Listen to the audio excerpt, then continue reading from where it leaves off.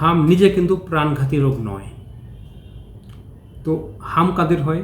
আবার বলছি, যাদের অপুষ্টি বেশি তাদের হাম হয়, যাদের শরীরে ভিটামিন এ কম থাকে তাদেরকে হাম হয়।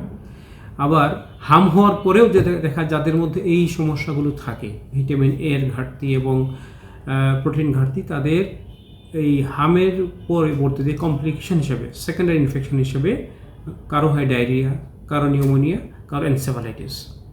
তো হামের কারণে কেউ মারা না গেলেও নিউমোনিয়ার কারণে মারা যায়, ডায়রিয়ার কারণে মারা যেতে পারে, সংখ্যাটা কম, এবং এনসেফালাইটিসের কারণে মারা যেতে পারে।